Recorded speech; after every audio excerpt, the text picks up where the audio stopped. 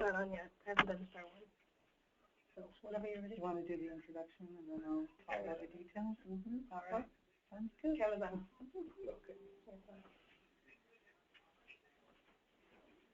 Whenever you're ready. Getting up there. I'm tired. Is it getting up there? 13? Oh, good. Yeah, you must be tired. You must have gotten in. So so you want to give Brandy a call then afterwards? And We can't hear until we do Star One, right? we lost one. He'll be back. He'll be back.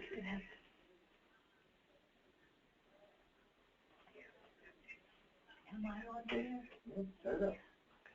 All right. The broadcast is now starting. All attendees are in listen-only mode. You can put, as long as it's not my butt, you can.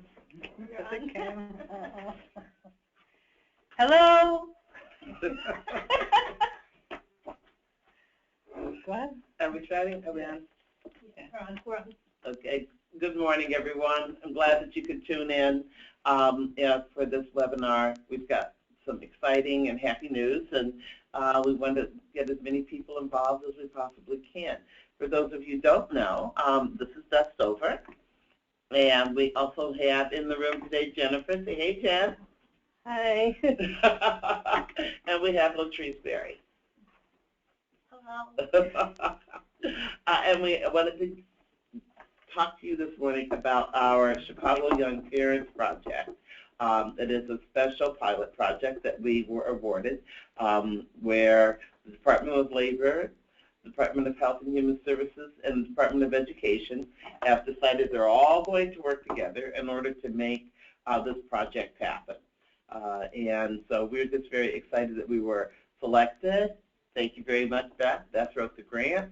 And very competitive process. We're very proud that the City of Chicago was awarded the grant. And now we want to make sure that the City of Chicago takes the greatest advantage of that. This is an opportunity for us to work with young moms who are in early Head Start. And Head Start. And Head Start. But they need to be young moms, and it's going to give them some training, and it's going to give them some mentoring, and it's going to be able to give their children the opportunities that they want, that whole two-generational thing that we do already. So this is going to give us some extra resources to put with that. And so Beth is going to describe what that recruitment process looks like and what the eligibility for the program looks like as far as the age of participants and the kinds of services that they're going to get. But one way or another, this is what we do. This is just the opportunity to be able to do it better, and I think you'll see what a real difference it can make in your family's life. There you go, Beth.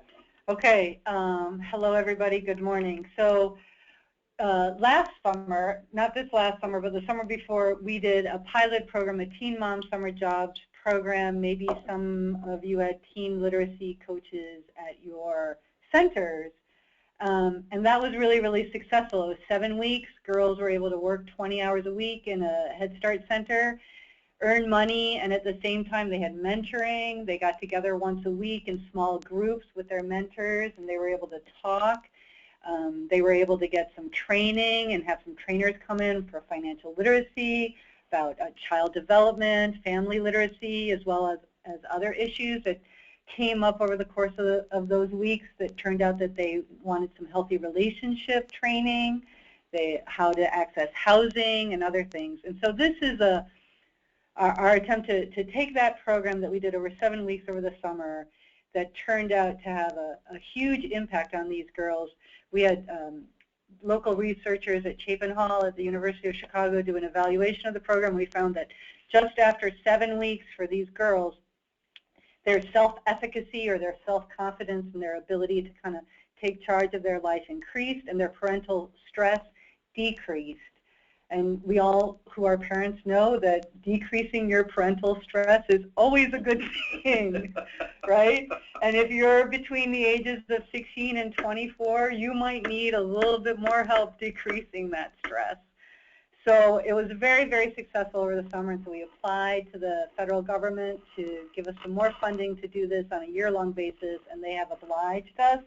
Like Vanessa said, it's a very high-profile program because the hopes are is that this can have a really big impact in these young mothers' lives. And we're hoping that if it goes well this year, we're going to be able to expand it and do a young dad's version of it as well.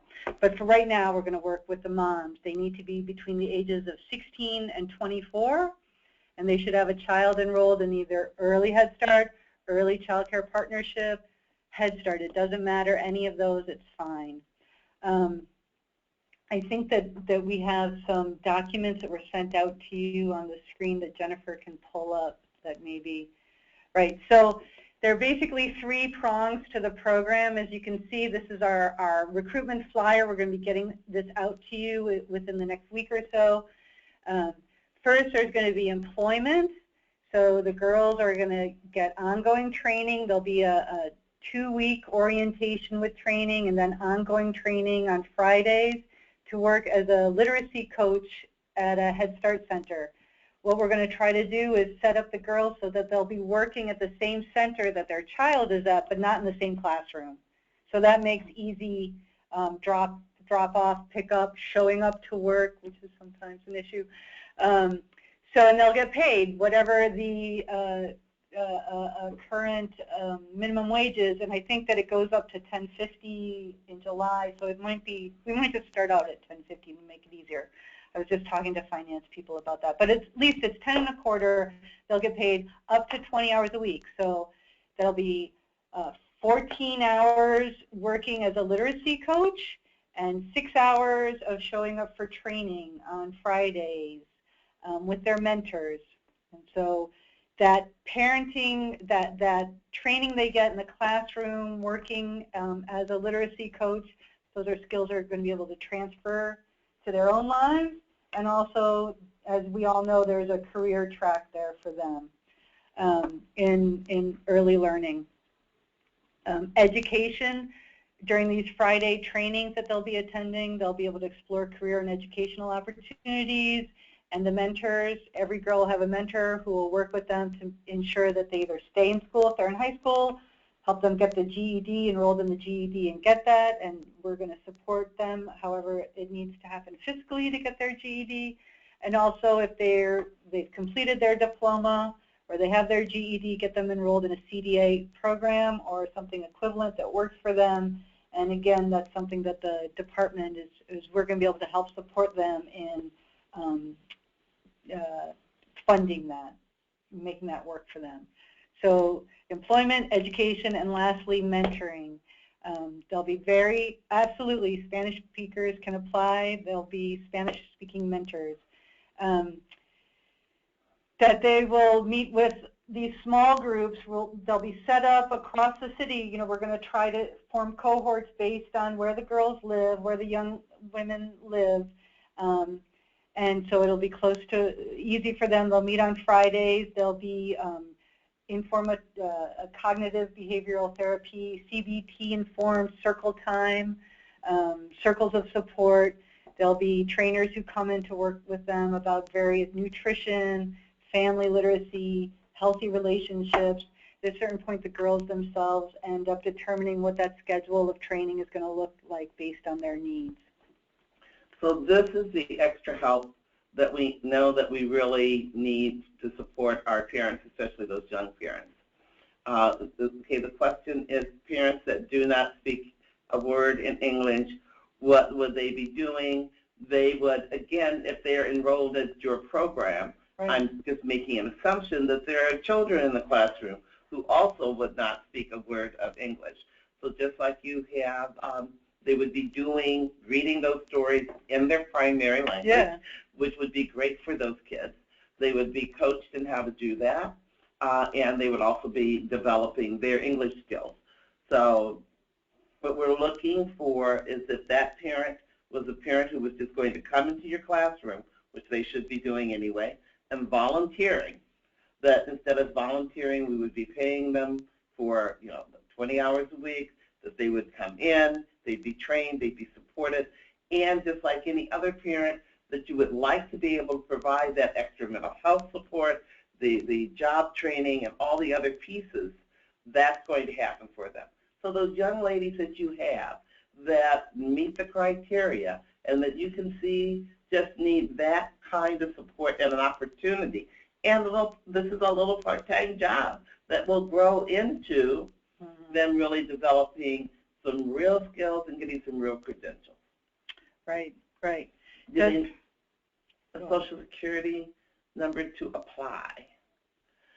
This will depend on, we're going to run their employment through your system.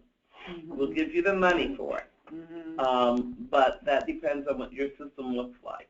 If you have a category that you can employ them in, you need to talk to your HR person about that. Right, right. So, I mean, the basic eligibility is they have to be a resident of the city of Chicago, which they are because their children are enrolled in our Head Start, Early Head Start program. Be between 16 and 24. They'll probably work in the mornings, but that can be rearranged to the afternoon. They'll have to be free on Fridays for these mentoring sessions. They'll have to get a physical and a TB test, and the mentors will help them get all of that stuff. And they'll have to have a background check. We have to revise this flyer. They'll have to get a background check, but that too, the mentors will help facilitate that. And the mentors will work with the family service workers to try to coordinate things to ensure the girls are getting everything they need, ensure that there's communication and the like. So the mentors are kind of just like an extra dosage. The other thing that will happen with the mentors is they'll do home visiting with the moms, and they will have socializations once a month on Fridays where they'll bring their babies in. So what we're doing kind of is combining your center-based Head Start program and the home-based model. So it's like a double dosage, and that's one of the things that the federal government has kind of chose this program to see, do we get, what happens when we give young parents more support? What are the outcomes like? There'll be an evaluation with the program. So one of the things that will happen is that they'll be asked to take a survey, and they'll be asked, some girls will be asked to be interviewed by evaluators to find out what their experience is like before the program and after the program. Who would be the mentors? So the mentors are going to be hired by an agency. They're going to be mentors who have had experience in our Teen Mom Summer Job program, and they will be, they'll be dual language, Spanish-speaking mentors. If we end up having a cohort of girls who speak other languages, we will work to make sure that there's a mentor who's able to speak in that language as well.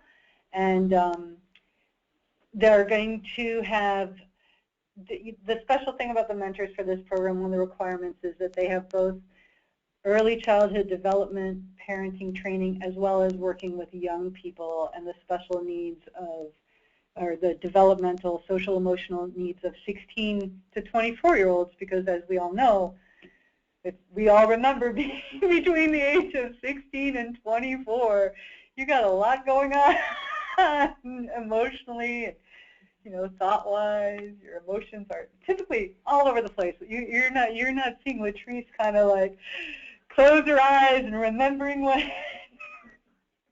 Oh, and her son and daughter are going through it right now.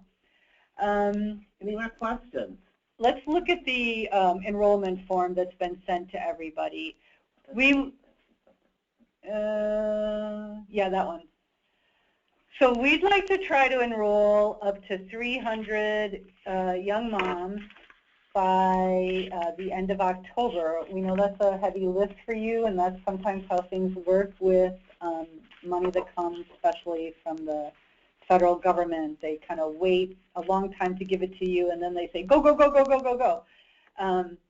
But our timeline ideally is that we try to get all the names in, then we can have our evaluators talk to the moms, and then they can start their orientation December 1st, and then January 1, they will start working. What's the question there? How would the teen benefit it if they're at school? So if we have a cohort of 16 to 18-year-olds who are still enrolled in school, then we will make an we'll adjust the program to fit their needs so that A, they can attend school, and B, so there might be Saturday sessions for their mentoring, and they may have their employment experience maybe during breaks, and then more of an intensive summer experience. That's sort of, if we have a cohort of 16 to 18-year-olds who are in school. So like I said, we want to recruit like 300 young moms for this program. And the way it works, because of the study, is about 200 or so will go into the program, and then 100 will kind of be the control group, and there'll be some incentives for them to participate in this study. And so please recruit your young moms, and here's the form we need you to fill out. It's pretty simple. We need to know the agency you're with, the site you're with, that the mom and her child are at, so we can go ahead and figure out where the cohorts are, figure out where they'd be working, figure out how to work with the money with your agency to ensure they get on your payroll. We need to know the parent date of birth, name, date of birth, race and ethnicity. We need their family ID for COPA.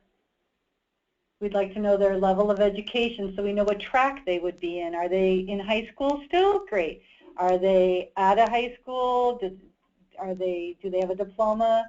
Do they not have a diploma and they need a GED? Do they have their diploma? Do they have some college credits?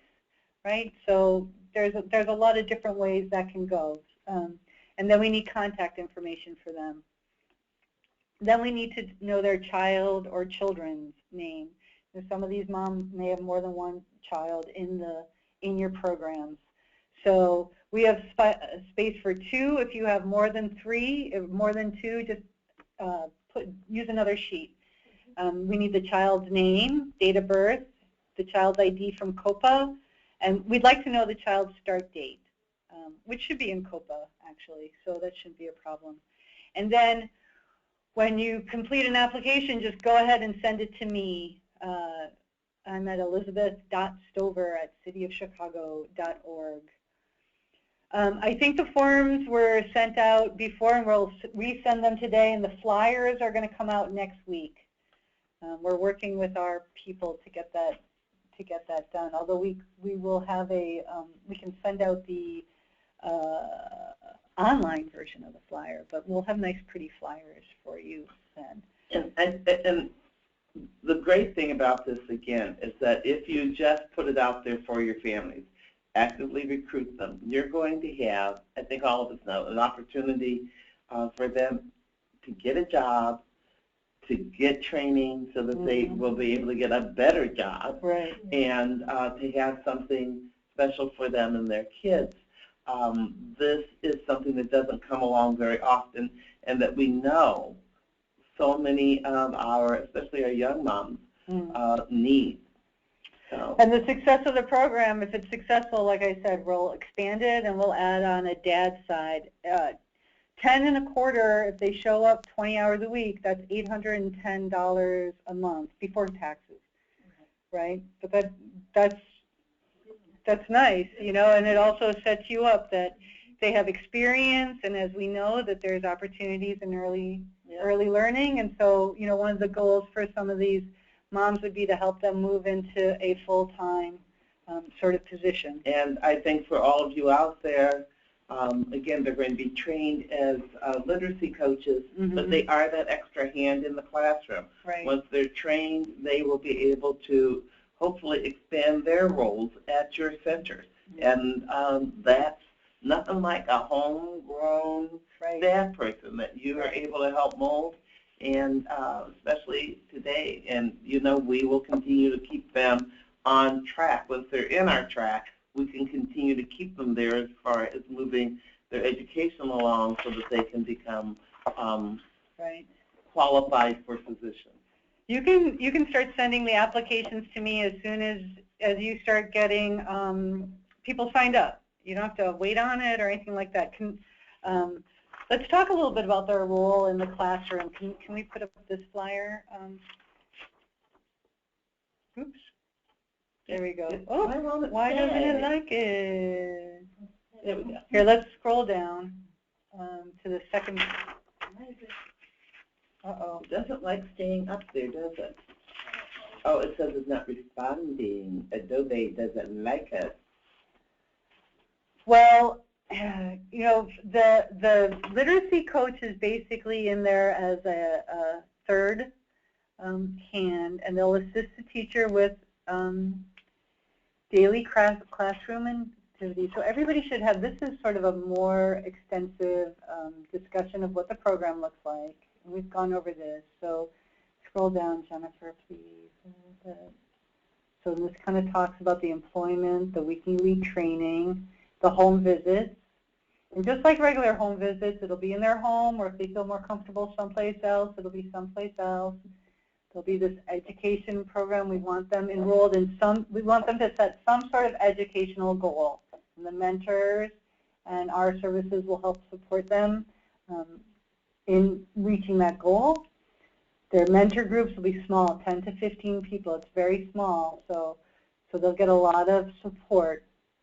And the participants between the age of 18 and 24 will participate in the evaluation. The 16 to 18-year-olds, you have to get parental consent for that, so it makes it a little bit more difficult. So we decided we just do the 18 to 24-year-olds. And here's the literacy coach job description, right? So they're going to work in Head Start classrooms. They'll report to their mentor team leaders, but they'll also be supervised by staff at the site that they're assigned to. They'll assist the Head Start teacher in daily classroom activities. They'll participate with children during free play. They'll find opportunities to make regular activities into literacy activities. They'll conduct early literacy activities such as storytelling, reading books with children, teaching letters, numbers, colors, shapes, and rhymes. And, you know, they'll be attending weekly training, and one thing that's going to happen in that weekly training is that people from the UIC Center for Family Literacy Training who do the FAST centers are going to be working with them and helping them come up with lesson plans and things like that for them to implement in the classroom, you know, in coordination with their teachers who, you know, the head teacher will probably be their supervisor there in the classroom. Some teaching strategies.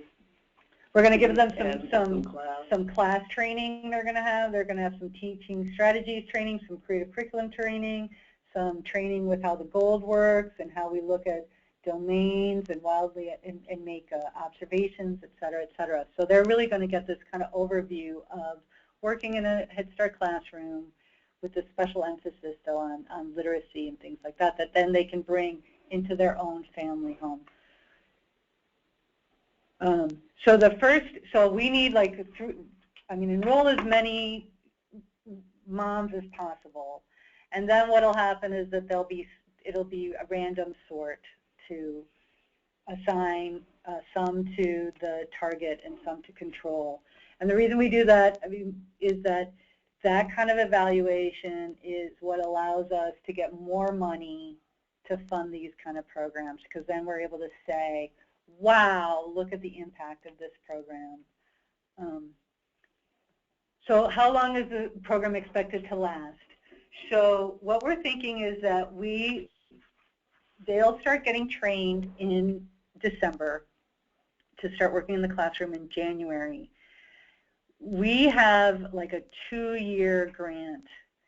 So as long as their children are enrolled in Head Start or Early Head Start, they can stay in the program.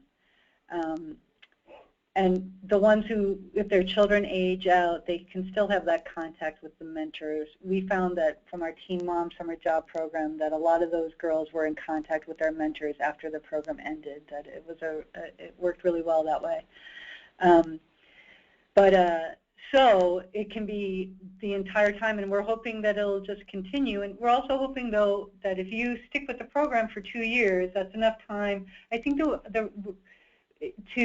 get a CDA or to get your GED or to get you into that next level and maybe move you into a non-subsidized job. You know, that's the best outcome, is that, see ya, I have a real 40, 35-hour-a-week job and I can't come to training anymore.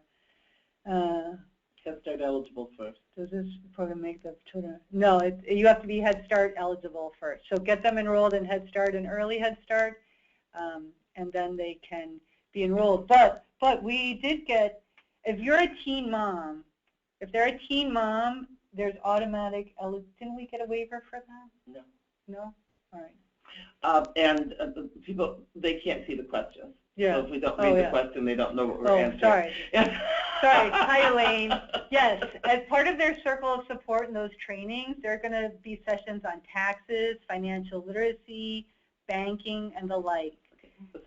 Okay, so the question was, as part of their circle of support, will there be sessions on filing taxes, financial literacy, and banking options? And the answer is yes. okay. Okay, tell us more about the waiver, please. So the waiver, it's not a particular waiver. So one of the things that, this is sort of background, kind of administration issues. Part of what the feds want to do with this program is that they have all these different funding streams and programs that are geared towards young people. And they would like to see what happens when they combine some of these programs and let practitioners in the field do something new and interesting. Right. So we ended up getting, we're using some Workforce Investment Act money for this. I'm not sure if anybody's really familiar with that. So we're using some of that money, and so we got some waivers that are attached to that money. For the Head Start, Early Head Start money, if somebody enrolls in Early Head Start, if one of the moms is enrolled in Early Head Start, she stays eligible for this program, and she can keep her baby in the program through Head Start without having to have eligibility redetermined between Early and Head Start. But she has to meet the Early Head Start eligibility requirements. So to get in the program, I don't want anybody confused out there. Yeah. You have to be eligible for Head Start. Yeah. Period. Yeah. Or Early. Or well, yeah, Head Start funding. Same thing. Yeah. Yeah. Right. So we're looking that. So that's what we're looking for. Once you are in the program as Head Start eligible, if there's a transition, either your child goes to kindergarten or your child goes from Early to Head Start, you would still be able to access resources from the program. Either the mentoring, if your child goes to kindergarten and you're still involved, because you complete your CDA or whatever, we would not be dropping people because of that. Right. And if you go from Early to Head Start, we will not be dropping you. But to get in, you have to come in the Head Start door. Right. Right. Exactly. So let's see. Assist with children on field trips. Share responsibility cleaning up. Make written entries in a journal of reflections on experiences. So there'll be some journaling involved in the program, and that'll be probably not only in relationship to the literacy coaching, but also their work with their mentors and their work on Fridays and things like that.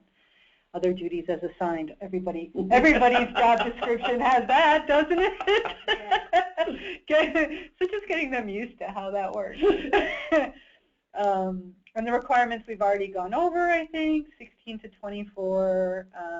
And like I said, if girls are still in high school, we will find a way to make the program work for them.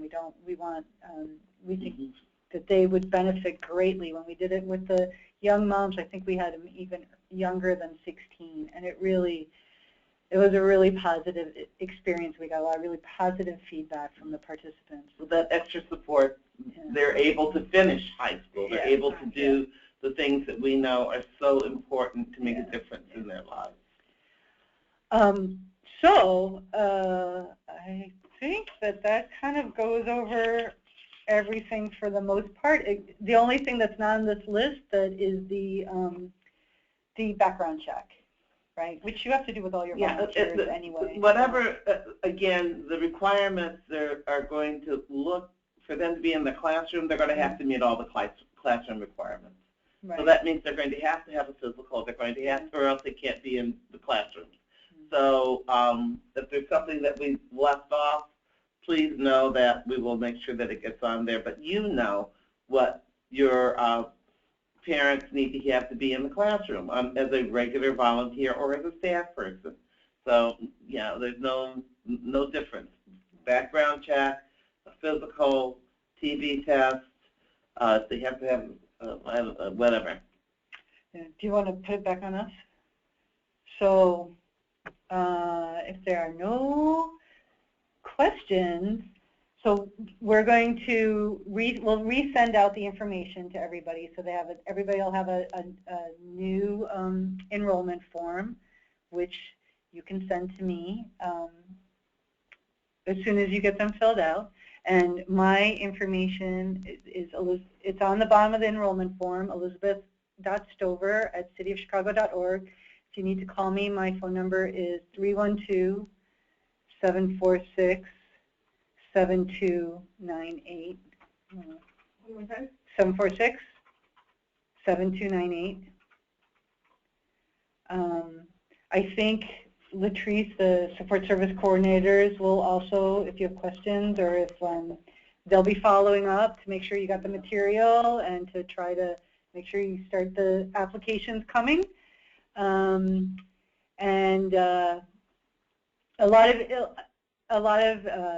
your agencies have had teen workers in the past and things like that, and this is just kind of the longer, kind of more intense version of that to try to help. You mentioned that okay, here's another question. You mentioned that HR would determine if they can apply if they do not have an SS number. Then we need to contact HR from our agency. And the reason I said that is that you may have, when you have parent volunteers, you might have other ways of dealing with them in regards to providing, you could provide them as a contractor, et cetera. There are other ways of paying people. I don't know what your HR department does about that. So you will be paying them. So whatever systems your HR department has for paying people are what you need to deal with that. Does that make sense? And everybody's got different kinds of systems. So could you say your number? I think it's on the screen, 312-746-7298.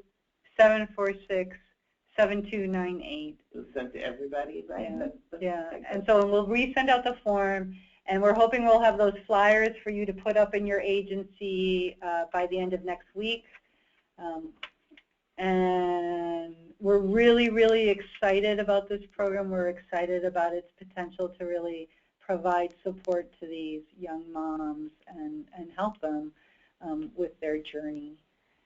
I think the only other thing I would say, this is just a different ad. If anybody have any more questions, Beth said she's available. Give her a call. Yeah. Send her an email. Latrice is available. I'm kind of available. Right, and tell them that like orientation will start in December, and then after the new year is when they'll be working their 20 hours a week. So there's a little bit of a lag, and then over the summer, depending on what's going on, their hours can increase or decrease. They'll work individually with their mentors to find schedules that work with them. Right? Do they get paid during orientation? Yes. It's like everything paid training. So that 20 hours a week of paid time, you have to show up, but it's 14 hours at your center and 6 hours at the Friday training session. And so they will be paid for orientation, which will be about 20 hours a week. That's how it's scheduled out. Okay. Thank you all very much. We're going to sign off. The funding would go to our agency, and then your agency would pay them through us. We will give you the money, yes. Right. It'll be part of your regular payroll, I think. The other thing you should know is just keep your eyes open. We'll be sending out some more information.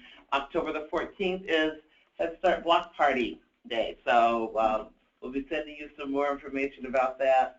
We hope to encourage everybody to have a block party on the 14th. Talk to you later. Woo!